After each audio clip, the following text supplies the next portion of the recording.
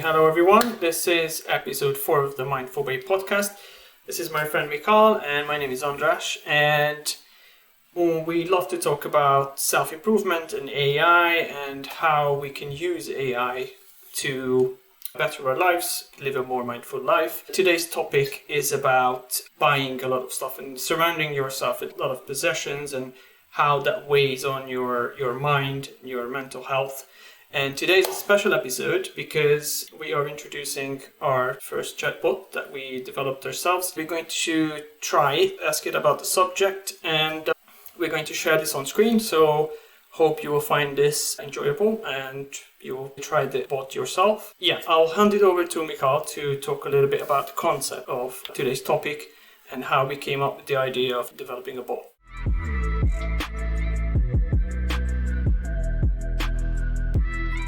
Sure. So, yes, it is. The concept is all about owning less and the benefits of owning less. And this is something that is one of the topics within Mindful Way. And there will be further topics as we're exploring, like in the previous podcast episodes, in the newsletters, and in the future. The philosophy of owning less is dear to our hearts. And it is fitting into the broader self-development journey that we are promoting with Mindful Way. Owning less is about freeing up space in your mind. The idea is that every single object that we own, anything new that we even want to acquire and haven't acquired yet, is occupying a tiny little space in our minds. And that space can get pretty cluttered the more stuff we own. There are all the big movements of minimalism and so on. We are not going to that extreme, although both Andris and me, we have that in common, that we appreciate the more of a minimalistic lifestyle. And we're going to talk about this more. Now, getting back to the chatbots. When we started Mindful Way, we've been using ChatGPT for our personal development, this introspection and talking to it about our self-discovery journey and the personal growth journey and various elements of it. And what we also noticed that there aren't many solutions out there available for self-development. And we see that ChatGPT or large language models, GPT-4, and any one of those AI technologies that are to do with generative text are very much lending themselves to personal discovery. So for self-development, they are perfect. And now, because of our own experience already with ChatGPT, there was a launch of GPT Store, something like over a month ago. And that encouraged us to look into creating custom GPT, which is a sort of AI agent that is specialized in a certain task. Those who have ChatGPT Plus subscription, which is $20 a month, can access those custom GPTs. And there is thousands and thousands of custom GPTs now on a variety of subjects. Again, most of them are in productivity, although there are 7 key categories in the GPT Store. This is part of the broader trend we see with large language models, where there is a tendency for going into specialized GPTs or agents. Many people notice that talking to ChatGPT is not yielding as good results as it used to. And we suspect that this is because OpenAI is now moving into the direction of more specialized bots, because those who have mastered prompting ChatGPT are getting a much more specialized functionality with their kind of prompt library, if you like. But, those prompts, people have them saved in all sort of Google Docs documents or on their computer. Other people use those services because there is a bunch of services which are allowing already cataloging your prompts and looking at prompts from other people and so on. So what GPT Store does, it allows creating an AI agent that is based on a very, very specific prompt. It is called custom instructions. And we have used our custom instructions that we have experimenting with ChatGPT on the subject of owning less, of minimalism. We've identified this specific need for avoiding unnecessary purchases. Andrish and I are very much on the minimalistic side already, but we do have friends and family members who could do with owning less stuff. We could say that sometimes I find myself looking at things online and wanting things that are not necessarily bring value to my life. It's kind of like the dopamine hit when you're shopping. You like the excitement of, oh, I'm going to get this new thing and it's going to arrive in a post like Christmas every day. Even though our lifestyle is more mindful now, I can still feel myself getting caught up in looking at things online, wanting to buy this or that. So even now I can still use help with that. Mm-hmm. Absolutely. And so what this AI agent does for avoiding unnecessary purchases, it's emulating the internal dialogue that is present in the mind of somebody who is pretty good with avoiding a potential purchase. Because like you just said, there is this urge of, oh, I want that, a shiny new thing or whatever. It is not like those who are minimalists or live the minimalist lifestyle are immune to these hormonal responses, like you said, this dopamine or feeling of getting something new, and all the process of how we justify our purchase with thinking, with arguing for its quality, for its usefulness. You have the little devil on your shoulder telling you, oh, buy this, you're gonna love this. So whenever this happens to me, I tend to react less quickly than in the past, because of course I wasn't always this way. We're going to talk about personal stories. This is a process, a skill I learned for sure. I know the difference between how I used to behave and react and how much stuff I've been buying that was not necessary, and how it all ended up in a bin, weighing me down mentally. I see the difference between my inclination to buy stuff before and now. The process tends to be extended over time. And I make this dialogue in my head. It's a very good metaphor, this angel and a devil, right? And let them speak and be present in that conversation and argue with myself the pros and cons. Most often it leads me to not going ahead with the purchase. Yeah. And the upside of that is that I end up with only buying stuff that I really need, that I really want. So with that introduction, should we look at the tool, or do you want to make some comments on our AI agent? Maybe introduce it. I think the best way is to put it up on a screen for people to see and ask the bot itself what it does and what its purpose is. We're going to let our AI agent introduce itself. Yeah. So should we start with what is the app? The chatbot's called BuyLess, and it is built by us. So why don't we ask it what it does? And for those who are listening to this podcast, we're going to explain the answers in a little bit. We're not going to read everything that it says, but the gist of it. And if you're interested in a full conversation, check our newsletter out on mindfulway.ai. You'll have access to the whole conversation. So what is BuyLess? So BuyLess is your go-to buddy for rethinking I gotta have it moments. Think of me as a friend who leans in and whispers, do you really need that? Do you really need another one of those right before you hit the checkout? I'm here to help you figure out what you're eyeing is worth your cash or just another future dust collector. I'll be the first to cheer you on. I'm your voice of reason in a world full of shopping temptations. It's really enjoyable to conversate with the tool. Want to dive deeper into what makes us tick, or how can I help with a specific purchase? Just type a number. It gives us two options: explain the benefits of owning less, or guide me on a specific purchase decision. Should we ask it to explain what owning less, what the benefits are for us? Yeah, let's do that. Let's see what it comes up with. Here's the interface of BuyLess, and you will see that we start out with four different options that you can choose without typing anything. After we've seen what BuyLess is for, let's have it explain the benefits of owning less. Okay, the magic of owning less. Imagine your home as a sanctuary, not a storage unit. More freedom. It saves money.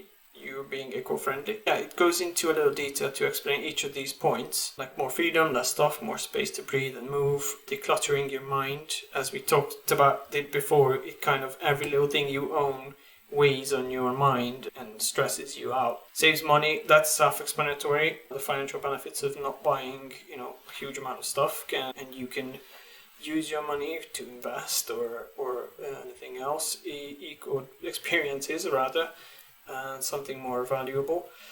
It's about less waste. Because if you buy something, you're either replacing something that goes onto landfill, or you're encouraging the production of another item, plastic pollution and that sort of stuff. Curious about how this could change your daily life, or got another burning question. Or do you want to explore more about BuyLess or get guidance on a specific purchase? Let me know. And then we have two options. What is BuyLess? How it works? We've done that in the first question. Or guide me on a specific purchase decision. Should we go back to talking about our self-improvement journey and this topic and try a specific purchase after that? Or should we go into and try a specific purchase right now? Let's leave the specific purchases for a little bit after and talk about how do we think about, let's say, starting from those three benefits that the BuyLess AI agent have listed nicely for us, and what are our personal experiences, how do we see it, because that will give a nice background for how the tool works and operates, because in a way it is our combined thinking about those topics that is encoded into the BuyLess AI agent. Yeah. So if we talk about this, then it will be clearer to see how the tool is evaluating a potential purchase and how it's helping people argue with themselves whether to buy it or not. Yeah. And just to be clear, that BuyLess tool is not buy nothing. It is not strictly there to always convince you that you should not buy something. There is every now and then where you want to buy something and it is a perfectly reasonable purchase that will improve your life and add value.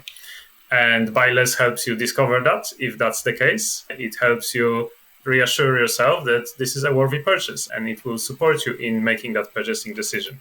This is when we were testing it with some friends. It was assumed that BuyLess will be just brutally against spending any money or buying anything. That's not the case. It is about value-aligned purchasing assistant and not a police against buying. It will want to get to know you and what your values are and align the answer to your values. So if you're someone who values photography and that brings a lot of joy to your life and you want to buy an expensive camera, it will start a conversation with you about photography, how much you like it, what's the value, how much you're going to use the camera. And if the purchase is for your benefit, for your happiness, then it will support you in the decision of making that purchase. You might be thinking, maybe I shouldn't buy this, but then it will reassure you that that is the right decision for you. So it doesn't just want to detract you from buying, but also reinforce the decision if you have doubts about buying something. It helps you better understand yourself, because asking about your values relevant to the intended purchase, it helps you discover how it connects, and you might actually discover that maybe you should buy not just one but two. It is going to make your life so much better. Most of the times it will try to stop you from buying because most of the purchases are probably not needed, and we already know that in life. Like, everybody knows that. Even those who buy a lot of stuff, there is still a lot more stuff that they would potentially want to buy and they don't. So and we also, it's all relative to the person. We also know the feeling of buyer's remorse or regretting the purchase. So how many times you've regretted something that you bought. So it will help you avoid that feeling when you realize it was not the right purchase. So let's talk about the three reasons that it brought up. First one was freedom. So what does freedom mean to you when we talk about having a lot of things and decluttering your mind? Yes, this is something that I realized many years ago. It was part of a big change in my life, a vivid period where there were a lot of changes. One of the things I discovered then was how liberating is making more space in my mind, freedom from ownership of objects, right? So let me tell you the story. That's when I went traveling for the extended period of time in South America.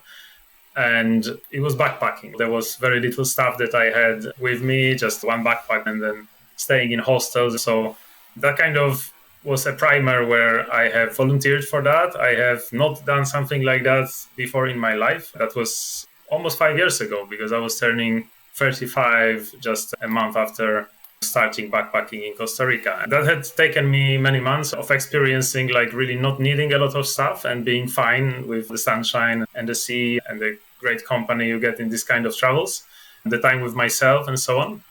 I got trapped in Colombia during the closures of the virus. So that was another stage of this experience where now I was in one place for 7 months. I was not moving on and traveling, and all these new experiences were not happening at high frequency. Living more in a more stationary lifestyle, that is where the tendency of I need this, I need that, because now I'm not in the mode of having to move and not wanting to have any kilogram more on in my backpack. Yeah, not so wasting you were the living space, out right? of your suitcase, basically. Yes, so now I'm stationary. Into a backpack. Yes. So I will get to that part in a minute, because this is like all my positions were still in the UK, where it was my home. So this was only like the tiny little portion that I had with me, but that was meant for traveling. And now I rented an apartment in Colombia, and I was there for 7 months living, but I still was battling with myself. Imagine you just have one backpack, but now for 7 months, you are battling with buying more stuff or not buying more stuff. I was still hoping to get back to travel. I thought that there's going to be a lot less time when my freedom will be restored. So it was very interesting time for me to discover that every time I've chosen to not buy something, it ended up being a good choice, because then I would have to leave a lot of stuff behind. Eventually, I would have to going back to Europe, right? And then fast forward, where is the next stage of that story, and really like the big and the final one, where I go back to the UK. And at the time I was renting out my property on Airbnb, and that, let's say, business or revenue stream had stopped during the pandemic because it was, again, a shutdown and stopped getting the guests. And now I had all my stuff in the house. I had a shed full of my stuff, because renting it out, I had to take my stuff away from the property, but it was still there in a shed. And it was so much stuff that is just crazy.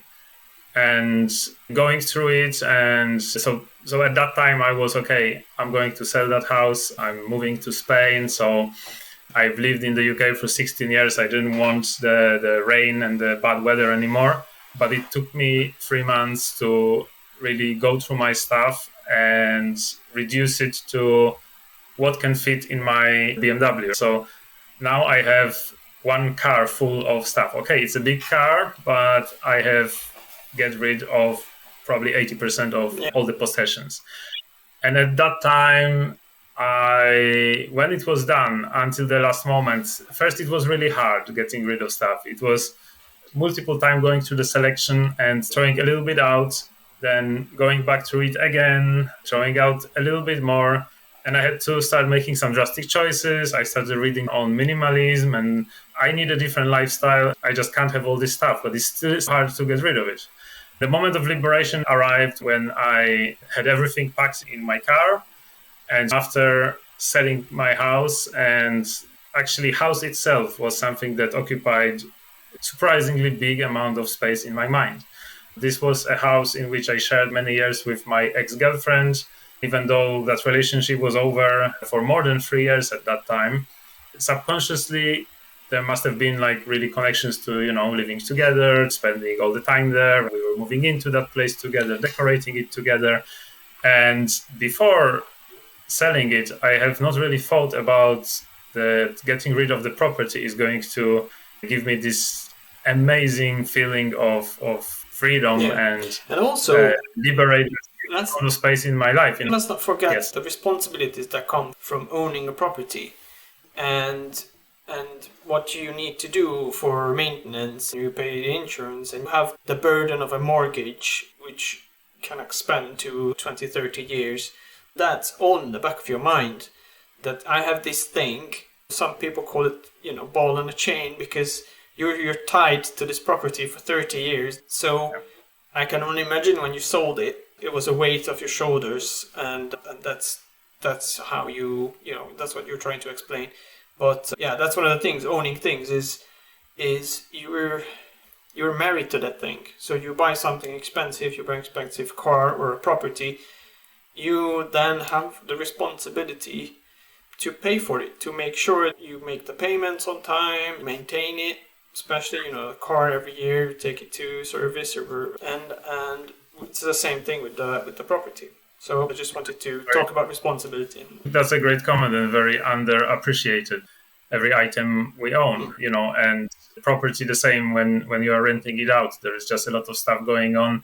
Even if I had an agency looking after the whole Airbnb stuff, there is still, even the I need to report to the tax office, right? My earnings from it. So it's dealing with an accountant. Is that there is just like a long list of things, maintaining the property, everything related to it. It's not, those things can really occupy a huge amount of space in our mind, but then those little objects that are not expensive, that don't require any maintenance, but stuff we buy because we feel in a moment like having them, they do occupy tiny little spaces in our minds. But a lot of them, that can take up a lot of space. And that is noise, that is subconscious. We are not conscious of it, but it's stopping us from being open for new ideas, for doing new things, for new experiences, for meeting new people, right? Because we are stuck in one life, and all those physical objects, they are not just around us, they are in us, as if they are in our head. And that's like a very important thing to realize, because then we can be systematic about, okay, I'm going to get rid of it. Why? Because I want to clean my head from those associations with those objects. Yeah. And it can be even not a value of this object at all. If we buy something because it was on a special offer, we value it not for the money we paid for it, but we value it with the satisfaction from having gotten such a great deal on it. Yeah. We know people who are discount hunters who will always be on the lookout for something that can be a good deal. And it doesn't mean that person doesn't want to spend the money, but there is this good feeling from getting a good deal. And again, this occupies space in our mind. There are many objects that are worth keeping, right? It is not like getting rid of everything and like Steve Jobs in an apartment without furniture. And there are those little objects that seem to be even not useful, but, memories from objects that are gifts from people that are dear to us, absolutely worthy objects, right? It's just the proportion and let's keep as free as possible so that we are open for, what the universe brings us, and we don't self-limit ourselves. Yeah, and we are talking about eliminating those purchases that don't bring any value to our lives, not the ones that we actually value. If you love films and you want to spend on a really good TV, if that brings value to your life, do it. Buying useless things, it's a spur of the moment. This looks really good, I need to buy it. But then you end up not using it, and it kind of bothers you that I spent that money, but I'm not using it. And it kind of stays with you, that feeling. Yes. So I'll just add that, I have been inclined for this minimalism for a long time now, especially moving from the UK to Spain. Ever since I'm in Spain, which is now almost 2 years, I am making points of not acquiring more stuff. And in these 2 years, we are now in third apartment. So me and my girlfriend are both luckily like-minded in this. And this is, that's a journey of realizing that physical objects are a lot less important, and it's liberating to have less of them. Is a similar journey that my girlfriend has been on. So talking about this when we first met was one of the things that united us amongst many other subjects. There are relatively few people who are aware of those benefits, who have those kind of experiences. And when people like that meet, that is something that they realize about each other. You're unique because you also have those kind of experiences. And with that, I'm curious about you, Andrzej. What is your journey and when you have realized the benefits of owning less? I think there's definitely a common theme of traveling with there, because I lived in the US, I lived in the UK, I lived in Hungary, and there is a definite realization to the benefits of owning less when you're moving. You want to have most of your possessions in just a couple of suitcases, and when you realize that what you really need fits into a suitcase, you start thinking about, what else do I really need?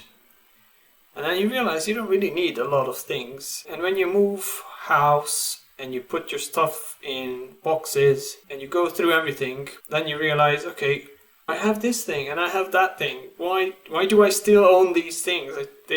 I haven't seen this in 2 years. And I moved recently, and that was another realization. I had to rent storage space for my stuff. And, paying for the storage space for 6 months, it cost more than the value of the things that I put in the storage space. And then at month 6, I was thinking, if I threw everything away, I could have saved myself 6 months worth of rent, of storage. And 6 months of the space being completely cluttered in your mind, and you are kind of not really knowing about it, right? Oh, I feel the freedom. I feel the extra. So after 6 months for paying for that storage, I emptied it to move into the apartment where I live right now. Emptying the storage, I realized I could have just thrown these things away. During 6 months, I lived at a friend's house who was very kindly, helping me restore this apartment and, gave me a space to live in. And, I lived out of just a few bags and I was completely fine. I didn't miss anything. Okay, I had to go and grab my winter coat when it was winter time, but apart from that, you don't really need much. Traveling and moving really helps, make it clear in your mind as to how much stuff do you really need. I only started accumulating things when I lived at a place for a few years. And you start accumulating things and stuff that you need for the kitchen, microwave oven and all that. You're not going to take with you when you travel to a different country. Yes. So the realization of how little you need and still be happy, it really came from having to move from one place to another. So that's pretty much, it's a similar story to yours, really. So let's see, what was the other. So point 2 was saving money. So buying less means more cash for experiences, savings, or investing in your dreams. So that's quite self-explanatory, isn't it? Yeah, money is just information that we can allocate to meaning. And this is the trap of shiny little objects that are the physical things that, it's a trick that works well on our mind, that is exploited by advertising, by promotions, by all those things that are designed to hack our brain so that we crave that dopamine hit from owning something. And there are more logical or reasonable ways of allocating this information that is money, which is experiences, like you said, something that stays with you as a memory. Yeah. We all know is the best thing, right? It's just a hard decision to make because there is effort required with going through the experience, and getting an object is just so easy. Yeah. Especially online, you just order it, it arrives, yes. And then investing, even more so, also challenging and totally separate subject. But again, like investing and learning about investing takes effort. The risk associated with investing is uncomfortable. So again, it is a better way of spending money in place of unnecessary objects. It comes with its own penalty on the mind, because people investing can be very worried about their investments. There's work that needs to be done there first, but as a principle, at least can be beneficial. And owning stuff that we don't need is only bad for us, right? Yeah. Psychologically and financially. It's the opportunity cost. It's the experiences you lose out on by buying that shoes or those trousers or those jackets. You put that all together and you can hop on a plane and go and see a friend you haven't seen in 5 years and make experiences, make food, go on a trip, and just think of the value. Which one has more value for you? I mean, this is individual to everyone, but whatever carries more value is where you should put your money. But I think family and friendships and experiences are more valuable for most people. So it's what you're missing out on when you buy these little things. Perhaps a good way is to do an annual review of your spending and see how much you spend on stuff that you don't need. And then have a look and you say, I'm spending, $2,000 a year on useless things, buying on Amazon. that could buy you a trip or take the person you love to experience something amazing. That's worth more than a new mouse or a new keyboard. Exactly. And if you want help with reasoning with yourself about those things, that's what the BuyLess is AI. for.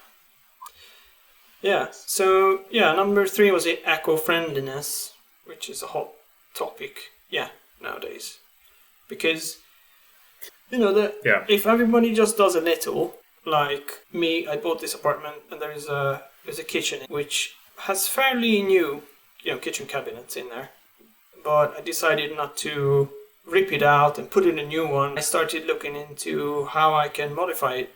I discovered these paints that you can change the appearance of it. You can buy paint to paint tiles, for example. I didn't know they existed, but that will save me money, save the landfill from another almost new kitchen. It's just being mindful of what you do. It will help you, not just you, but help the environment. It helps the environment as well. So that's just one example. Yeah, eco-friendliness is a controversial topic because it's a political topic as well, and there are people who are very much for and then people who are very much against and don't think that it is important. This eco-friendliness encompasses all sort of, green technologies and CO2 and all this stuff that's, there's a lot of debate about. But there should be no doubt that if we buy something and then end up not using it, it will be thrown away. And you can argue that, well, if I don't buy it, somebody else will buy it because it's already produced. But it's only produced because there is demand, right? It's about what are we doing to create less demand for useless stuff. Yeah. Which actually, buying useless stuff is fueling the companies that produce useless products. The more selective and value-aligned purchases we make, it actually raises the bar and makes companies produce better products. So there are many reasons associated with it, but anything that we don't really need, that we have bought and haven't used or haven't used much, is likely to be contributing to landfill and waste. And it just differently, for me personally, that's something I'm not feeling comfortable with. Is the same with wasting food and throwing it away and just throwing away. A common sense approach to living as not be wasteful. When we were little, our parents always said we don't throw food away, so we're not going to cook an excessive amount to throw it away. It's the same with everything you own. Yeah, I guess for me it was yes, I was brought up this way to be thinking about not buying something that is not needed. This was in a family where we did not have money. So when my mom had to think about purchases, not whether to buy something because it's useful or not, purely because she had very limited budget. Now, my problem is problem for a lot of people in the developed world, especially the middle class, is that there is excess cash in their account. When there is excess cash, we have this liberty to spend it on whatever we wish. This is the group of people who are the target audience of BuyLess, because those people that with spare cash are going to be making those important decisions, whether it's something that is a waste of money or something that is worth it. Or access to credit, even, because in a newsletter I shared some statistics about debt, how much society is in debt now because of freely accessible products and next day shipping. We want everything now, and because we have access to credit, even if we don't have it in our bank account, a credit card, you can pay for it with a credit card. And if you're not careful, it can run away with you and find yourself in debt. Being careful and mindful, that's another good reason for using BuyLess, because you want to be mindful financially as well. Especially nowadays when, cost of living is so much more expensive, rent is up, food is up. So I think it's a very timely tool to use. So with that, let's have a chat with it and see how we can avoid some real purchase that you or I have on mind. Okay, let's go with yours. Let's start. For me, it would be the Apple Vision Pro, but you're in command of the BuyLess page. So. Okay. So let's go with upgrading a phone. Help me with the purchase. We've asked it to ask you about 3 different options that's available. Do you want quick answers, a balanced answer, or more philosophical chat about your purchase. And then here you can switch you can quick any of these options per your preference. So what should we do? Should we do balanced? Let's go for a quick one. Quick one? Okay, so quick one. Let's go for balanced. Okay, so balanced mode. So I asked it to upgrade my phone, and the answer was cool, let's dig a bit deeper. How much is the phone you're considering? How does it fit into your budget? And question 2, what's prompting the upgrade? I'll say it's pretty expensive and I want to experience the new features. And got it. Sounds like you're intrigued by the new features, mindful of the cost. A few questions to tailor your advice. On a scale of 1 to 10, how does the expense affect your budget? Are there specific new features you're most excited about? And how often do you think you'll use them? So number 1, let's say we go with monthly payments on the new phone, and it will be $50 a month. That's more than what I'm spending right now. I like the new camera and the newly introduced AI features, which I would use on holiday. So thanks for sharing that. Introducing £50 monthly payment is a commitment, especially if your current phone is paid off. The new camera and AI features sound exciting, especially for enhancing your day experiences. Here is what to consider. Number 1, financial impact. Evaluate how £50 monthly payment aligns with your financial goals. Is it manageable without sacrificing other priorities? Usage versus cost. Consider how much value these new features add to your life. Since they're primarily for holiday use, weigh in if the investment is proportional to the benefit. Point 3 was current phone's efficiency. If your current phone still meets your everyday needs, could the upgrade wait? This might allow for savings or even a price drop in a new model. Given these points, how do you feel about proceeding with the purchase now versus waiting? So it's making a few good points, because the price of the phone likely to decrease, or if I waited for a deal. So if they're introducing that £50 monthly payment, how would that then affect your responsibilities of paying the bills, the rent, the other commitments you have, which might put you in a difficult position? We've talked about how much value those new features will bring to you. If I'm someone who goes on one holiday a year, the value of those features will not be as good as to someone who travels, once every month. And perhaps, part of his or her job to create videos. So I think it's doing a good job of reminding you things you might not be thinking about. You might be caught up in the excitement of getting a new, shiny new thing, and maybe forgetting, you know what, I don't really travel that much.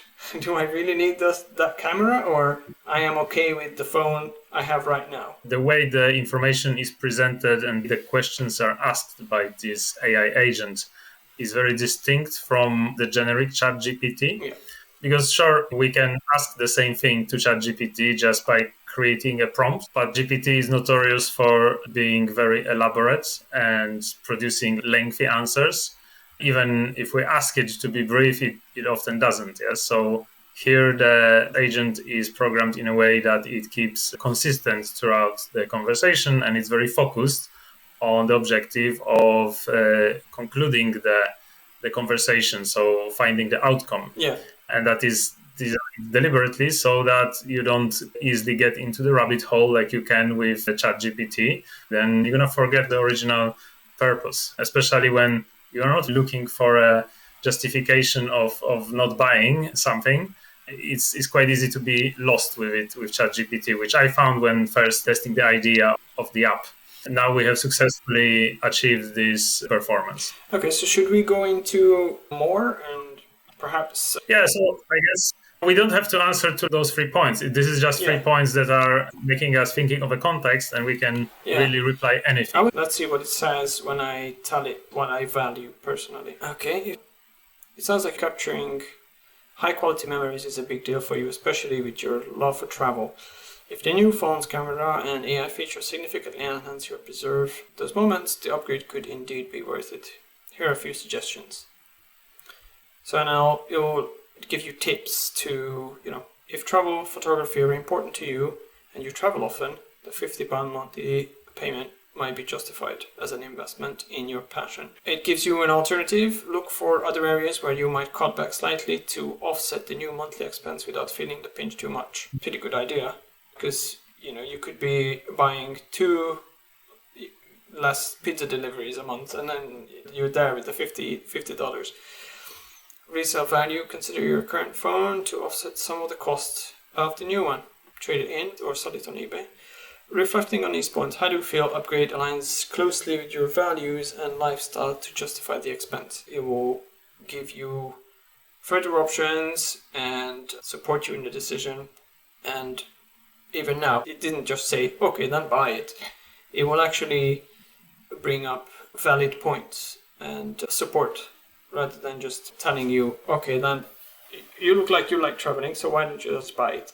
It's not that simple. So what if you tell it that your next upcoming holiday actually is not for another 6 months, but you actually would like to buy it and see where it concludes? What are the final comments then? What is fascinating about using BuyLess is that every conversation you learn something new, because every object is related to different values. We always learn something more about ourselves. So it's not like it will follow a script. It is not like an automated bot that always takes you through the same process. There is a rough process, but it's very personalized, and it's a great tool for self-discovery.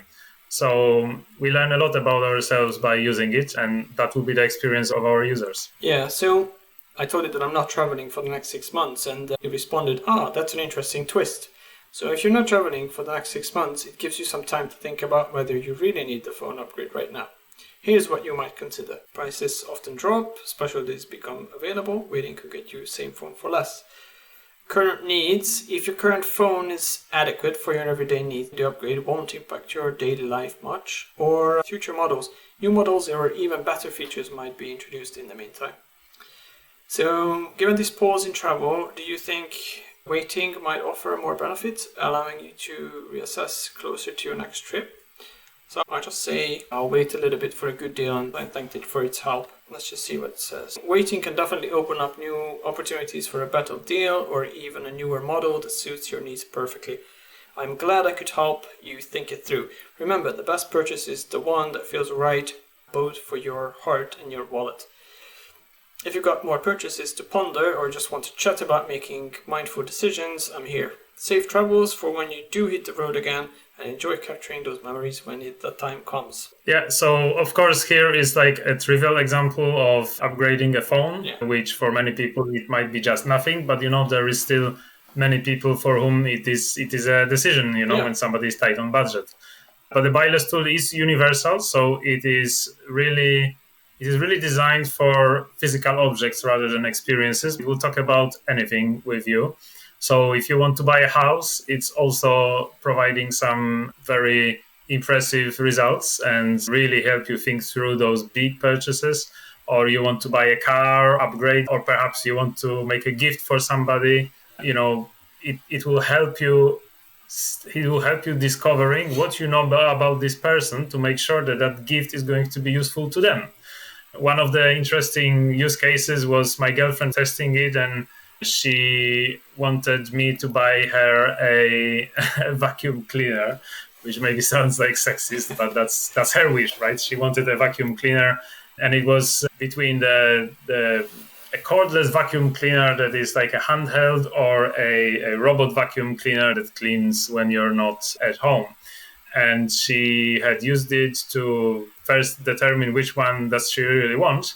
And it turned out to be the handheld one, actually, because our place is 100 square meters, is not huge. When asking about the budget, she said, my boyfriend will pay for it. BuyLess suggested to her how she can request the budget for me, what arguments she should use. There's a lot of use cases, some of which we have already learned about, but there will be ones that you guys will discover when we're using it. So where can you find BuyLess? How much it costs? It doesn't cost anything right now. It is published on the OpenAI GPT Store, for which to access it, you need GPT Plus subscription, which is at $20 a month. Why is it there? Why is it behind the $20 a month? We are not getting any money from it right now. This is OpenAI system, how it works. So the chatbot functionality, we're using the GPT Store to test it and validate it. We would like to have you try it and give it a go. Anyone with the ChatGPT Plus subscription, we will share the link in the description, and it's also in the newsletter or on our website, or you can message us on X or Instagram and we'll provide you with the link. And anyone who does not have the ChatGPT Plus subscription, which is like a lot of people, right? We are very keen to test BuyLess with people whose problems it can solve right here, right now. So if you do have an upcoming purchase that you really are thinking about or can't decide on, or you're really feeling tempted, but you don't quite want to spend the money, then contact us and we're going to jump on a screen sharing session with you, and we'll use our account so you can use BuyLess to verify your purchase and to reason with yourself. And we'll just watch, but we can also assist you and help you for articulating better the kind of stuff you want to tell it. Although we don't really expect that, because this tool does not need any help and hand-holding and support from anyone. It is designed to be intuitive for anyone who comes to it. And the future plans for this tool is that once we have it validated in the custom GPT store, we are going to make a separate app that will be available to people. There won't be any OpenAI subscription needed, so hopefully we can make it also cheaper, because this is something that can really help people and we want to make it accessible. And with that, we are creating this process for launching mindfulway AI agents. As I said earlier, the trend towards more specialized AI agents is there. We see a bunch of those tools that are AI tools that are kind of in the self-development area, but they are generic. They are like a companion that knows everything about you and so on. We are going a different direction. We are going the direction of specialized AI agents. So BuyLess is our first AI agent, and there will be the next one that we're already working on. And we have ideas for a bunch more, but of course they all take like a lot of work to create. So we're starting with this first one, and we are very happy to let you experience it. So contact us and we will schedule a get together. Yeah, it's worth subscribing to our newsletter, so you will get a notification every time we release a new podcast episode. And of course, the newsletter will have all the links to these chats and also this tool BuyLess and all our future chatbots. So it's worth following us on Twitter, Instagram, subscribing to our newsletter, subscribe to a new YouTube channel. So yeah, share your experiences with BuyLess, or if you want to share a story that you think others can benefit from, let us know, and we'll put it into the podcast or the newsletter, and we'll talk about it. Yeah, and one other alternative is that if you want to see any example purchase that could be simulated or emulated by us and recorded and published, just for your curiosity of how it would deal with a certain type of item that can be purchased. Of course, this is the least favorite option for us because it is very personalized. So it really matters connecting it with your values, and that's what we would like to see in action. And likewise, if you use the ChatGPT one on a GPT store and you use the link and you have the subscription for GPT Plus, then we'll be very curious of your experience. If you want to share your feedback, you can always send us a link to your chat so we can review it and have a discussion about it. Just comment on our content or message us directly on X, Instagram, or via email. Exactly. So with that, thank you everyone joining us on this exciting episode. We'll see you in the next one. Yes, right. Thank you very much. Take care. Thanks. Bye.